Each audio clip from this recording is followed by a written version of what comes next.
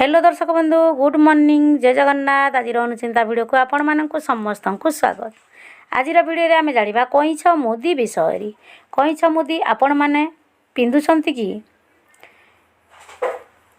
यह आपण अशुभ हो पारे, तेणुक भिडियो को फुल वाच करके देखु बुझीपारे। नमस्कार बंधुगण, आम चैनल रे आपण मानक स्वागत। बंधुगण, आजिकाली समस्ते यही कईछ मुदी पिंधुथिबार आपण माने निश्चित देखुथिबे। कईछ मुदी पिंधिबा आजिकालिका फैशन पालटी जाइछि।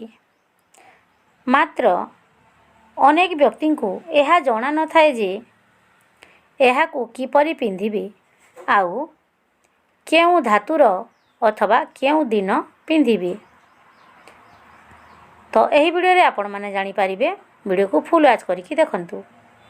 यही कईछर मुदी को केउ राशि व्यक्ति पिंधिबा द्वारा लाभवान होइथांती एवं केउ राशि व्यक्ति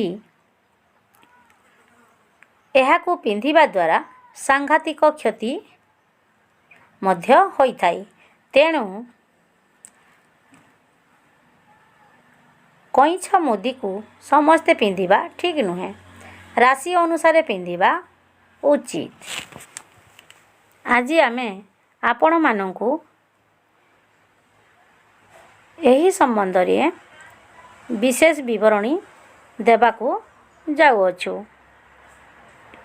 बंधुगण, वीडियो आरंभ करिबा पूर्वरु मु आपण मानंकु अनुरोध करूछि कि जदि आपण आम चैनल को सब्सक्राइब करि नाहंती एपर्यंत, तेबे आम चैनल को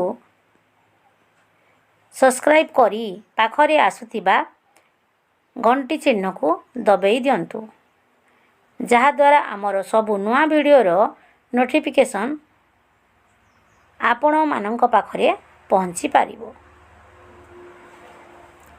वीडियो शेष हेबा पर्यंत देखंतु एवं भल लागिले गोटे लाइक करिबा सहित सांग साथी मानंकु वीडियोटी शेयर करि दियंतु। बंधुगण, भाग्य को अनुकूल करिबा पई ज्योतिष शास्त्र रे प्रतिकार कथा कहा जाइछि। विभिन्न वृक्ष लता जीव जंतु पशु पक्षी और इतर प्राणी मध्य मनुष्यर जीवन को प्रभावित करिथांती। केवल जीवंत अवस्था रे नुहे, सेमानंक आकृति चित्र मूर्ति मध्य आमको विभिन्न भाव रे फल प्रदान करिथांती। वास्तुशास्त्र ज्योतिष शास्त्र रे ए सबुर गुरुत्वपूर्ण भूमिका रही थाई।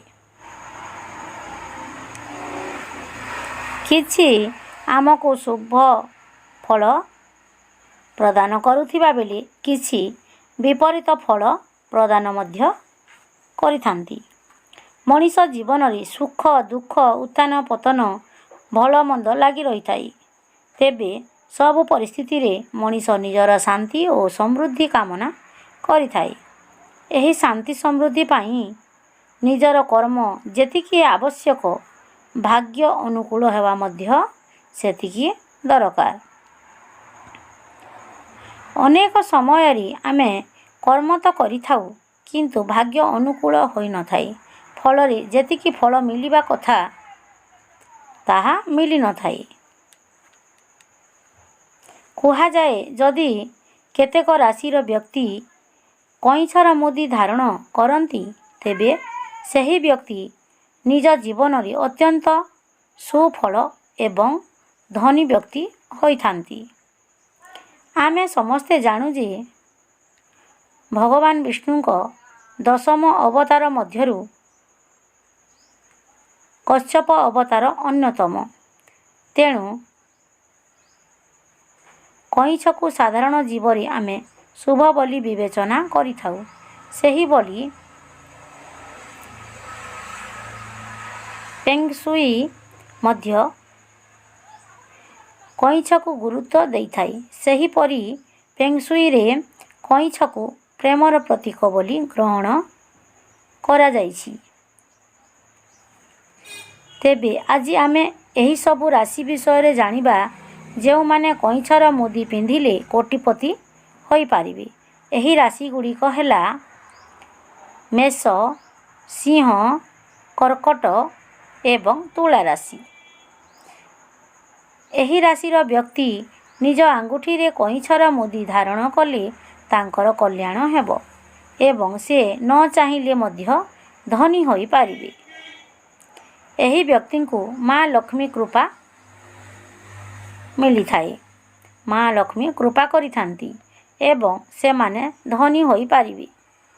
ଏହି ବ୍ୟକ୍ତିଙ୍କ ଆୟର ସମସ୍ତ ମାର୍ଗ ଆପେ ଆପେ ଖୋଲି ଯାଇଥାଏ। ଏମାନଙ୍କୁ ଜୀବନରେ ଖୁବ୍ ସଫଳତା ମିଳିଥାଏ। ଏମାନଙ୍କ ପରିବାରରେ ଆର୍ଥିକ ସମସ୍ୟାର ମଧ୍ୟ ଅବସାନ ଘଟିଥାଏ। ସେମାନଙ୍କ ଭବିଷ୍ୟତରେ କୌଣସି ଆର୍ଥିକ ସଙ୍କଟ ଦେଖାଯାଇନଥାଏ ଏବଂ ପରିବାରରେ ମଧ୍ୟ ସୁଖ ସମୃଦ୍ଧି ବଢ଼ିଥାଏ। ପୁରାଣ ଶାସ୍ତ୍ର ଅନୁଯାୟୀ ଏହି କଇଁଛ ଭଗବାନ ବିଷ୍ଣୁଙ୍କର ସ୍ୱରୂପ ଅଟେ। ମା ଲକ୍ଷ୍ମୀ ମଧ୍ୟ ଭଗବାନ ବିଷ୍ଣୁଙ୍କ ସହିତ ଜଳସାଗରରେ ବିରାଜିତ। ଏଣୁ ଶ୍ରୀହରି ବିଷ୍ଣୁଙ୍କ ସହିତ ମା ଲକ୍ଷ୍ମୀଙ୍କର ମଧ୍ୟ ଅପାର କୃପା ଏହି କଇଁଛ ମଧ୍ୟରେ ରହିଅଛି। ଯଦି ଆପଣ କଇଁଛର ମୁଦି ପିନ୍ଧୁଛନ୍ତି ତେବେ ତାହା ରୂପାର ହେବା ଆବଶ୍ୟକ, କାରଣ ଏହା ଜଳ ତତ୍ତ୍ୱର ଅଟେ। ଏଣୁ ରୂପାର ମୁଦି ପିନ୍ଧିବା ଆବଶ୍ୟକ। ମାତ୍ର ଆପଣଙ୍କ ରାଶି ଅନୁଯାୟୀ ଆପଣ ଧାତୁ ଚୟନ କରିପାରିବେ। ଏହି କଇଁଛର ମୁଦିକୁ କେବଳ ଡାହାଣ ହାତରେ ପିନ୍ଧିପାରିବେ, ନାରୀ ହୁଅନ୍ତୁ ଅଥବା ପୁରୁଷ। ଏହି କଇଁଛର ମୁଦିକୁ କେବଳ ଡାହାଣ ହାତରେ ପିନ୍ଧିପାରିବେ। ଏହି କଇଁଛର ମୁଦିକୁ କେବେ ହେଲେ କନିଷ୍ଠ ଆଙ୍ଗୁଳି, ବୃଦ୍ଧା ଆଙ୍ଗୁଳି ଅଥବା ତର୍ଜନୀ ଆଙ୍ଗୁଳିରେ ପିନ୍ଧିବା ଆଦୌ ଉଚିତ ନୁହେଁ। ଏହାକୁ କେବଳ ମଧ୍ୟମା ଅଥବା ଅନାମିକା ଆଙ୍ଗୁଳିରେ ପିନ୍ଧିପାରିବେ।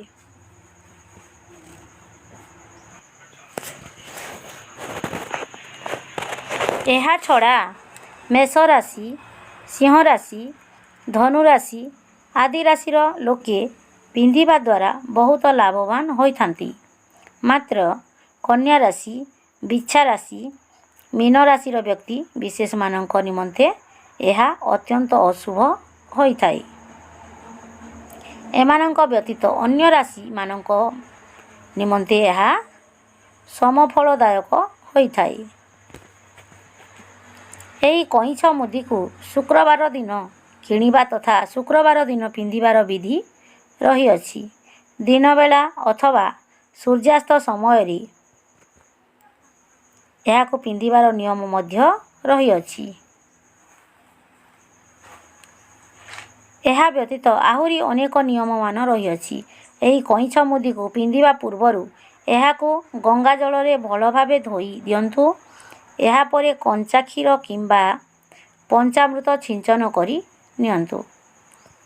ଏହି କଇଁଛ ମୁଦିକୁ ପିନ୍ଧିବା ପୂର୍ବରୁ ଲକ୍ଷ୍ମୀନାରାୟଣଙ୍କ ନିକଟରେ ପ୍ରଥମେ ପୂଜା କରି ନିଅନ୍ତୁ। ମୁଦି ପିନ୍ଧିବା ସମୟରେ କଇଁଛର ମୁଣ୍ଡ ସବୁବେଳେ ଆଙ୍ଗୁଠିରେ ମୂଳ ଆଡ଼କୁ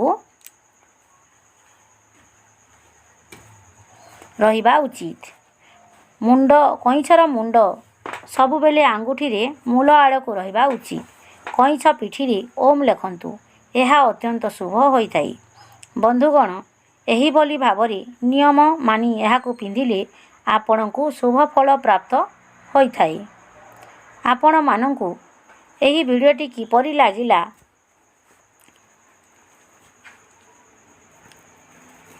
କମେଣ୍ଟରେ ଲେଖନ୍ତୁ।